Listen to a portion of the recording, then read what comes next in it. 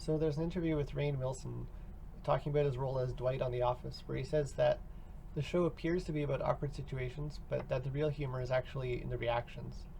We laugh hardest when Jim looks at the camera or when we glimpse Pam in the background. And it does seem like our online culture is fueled by reactions, or at very least on social media. So I thought we could walk through this typical example together. We can see that the original reaction here is this iPhone exchange, where one friend asks for the other's reaction to a date. And we see that reaction. I blocked his number while we're at dinner. It's interesting to note that we don't actually get to see the original event that this is a reaction to, whatever the guy did that was so obnoxious.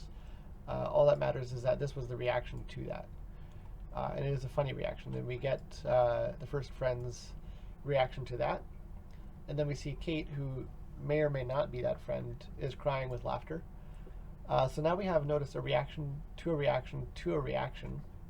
And then we can see from the share here that this was posted at least one other place, so that adds one more level. And for all we know, that's not the original post. It could be, but there's a chain involved there. And then we see the text of the post that Facebook thought I would find interesting.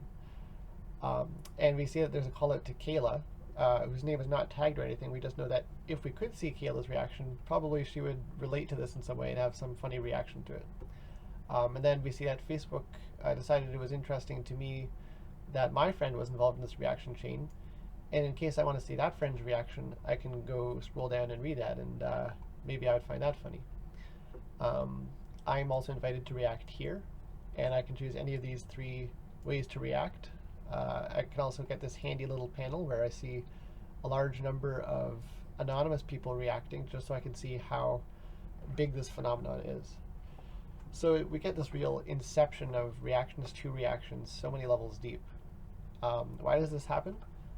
I think it spreads very easily because we get to see how closely related all our reactions are. I mean, this reaction and this one are all pretty much the exact same sentiment.